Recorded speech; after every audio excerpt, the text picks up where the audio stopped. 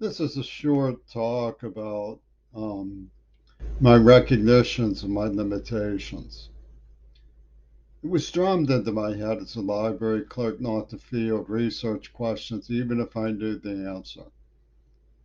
This wasn't just a division of labor, it was to be careful because it's easier for somebody who's deaf to misunderstand, who's a library clerk to think they know when they don't. So I didn't play all high and mighty. I did my job and I worked cooperated with the librarians. I felt at first that it was just the magnanimity of being disabled. I'll give you an example of magnanimity when you're disabled. I'm 61 years old. I'm much older than a girl I fell in love with, have fallen in love with. And because of the way that I was tortured, I wouldn't be able to fulfill my duties as a husband either. So, out of magnanimity, I'd rather see her happy. I've said, please, um, find happiness. That's the best way to reward me for my love, is to find happiness for yourself and to just accept my magnanimity as a disabled man. And the same thing came to the job, politics. I had opinions, sure, and I shared them, and I listened to what people said about them. But I felt I'm disabled, I'm deaf, I can't perform these things.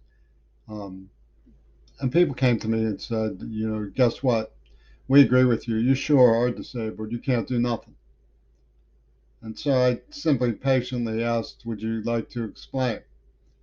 I got fired at, you're a racist. But you see, as magnanimous as I am about my disability and not trying to rise into the Peter principle, which is how people are promoted until they can't do their jobs and then they're stuck there. Um, I I just asked, what's the reason? Let's come to an agreement about it. And it was never you're disabled because you're deaf and we need to accommodate your deafness. It was like your judgment is what you're racist. I'm not a racist. I stood up against apartheid. My heart went out to black people. I cried when they cried. Let me see. You're soulless. You don't care about people. You don't empathize. But the truth is, oh, and you're always crying victim. Well, the truth is, I didn't say anything about what had happened to me. People use that who knew as their cover story. Well, he never said anything about it. Well, because I swallowed it. It was just me until I heard that they were doing it to other people. And then I got really boiling mad because they had always made it look like it was just me that they hated. And that's a fact of record. People who saw me blow up when I heard that they were doing hurting other people. So I said again, let's go back to the scrimmage and explain what is the moral impasse that makes it possible for you to discriminate against me, which is what was going on. I want to be magnanimous about my disability and I want to accept my subordination because of my um, disability out of magnanimity because I don't like complicating people's lives. But I don't want to be discriminated against. So let's go back to scrimmage and let's explain to me what it is that you're doing that I'm doing that makes it so that you can't respect me. And as a magnanimous person is accepting my subordination despite possibly being able to perform at a better level and higher level of income than I do. Out of magnanimity, accepting my disability. I know that people's lives don't want to be complicated. By the deaf, and I get some trouble from the deaf. Don't do that. Don't accept that. Well, I do accept it. I'm a magnanimous person. Maybe deaf people can talk about it with me. I'd be happy to hear it, discuss it. But I do accept it. I'm magnanimous about it. So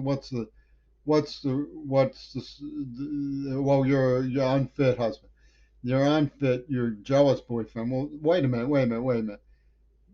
Your gang implanted a neuroplasm in me that disabled me, and it was suffocating me. And you knew that, and you hired an attack prostitution to get laughs by making it detonate and slam me in the head. And then when she cut off the lovemaking, I became suffocating. Please, please stop. You're torturing me. Because I was. It was physical. It was physical. I was going into seizures from it. And then they said, oh, you were being violent. What was being violent? They wouldn't have put a vulnerable girl in my bed if they thought I was violent. They knew I wasn't being violent.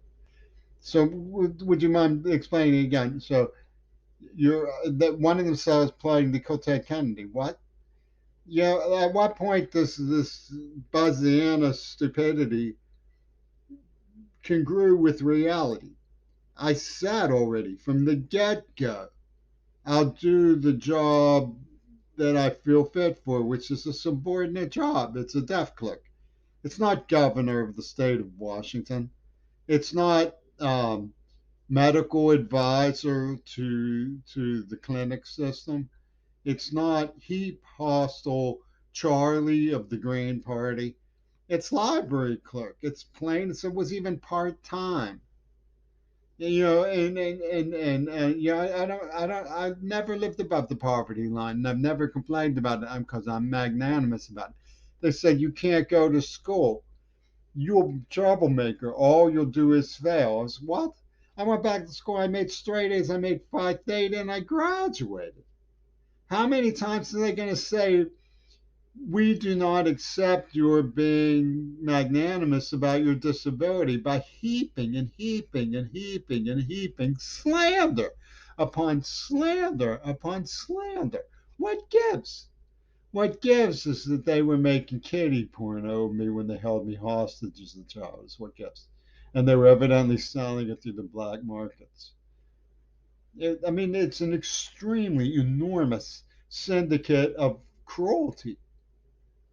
And you can see the fingerprints, the smudges of their psychosis by their inability even to gratify me psychologically to admit that I was a perfectly good deaf library clerk. I did my job. And I wasn't complaining, and I wasn't trying to move up. I wasn't trying to outshine people. I wasn't trying to grab the limelight. I wasn't trying to upstage people. I wasn't encroaching on the librarian's turf. I'm still friends with those librarians. What gives?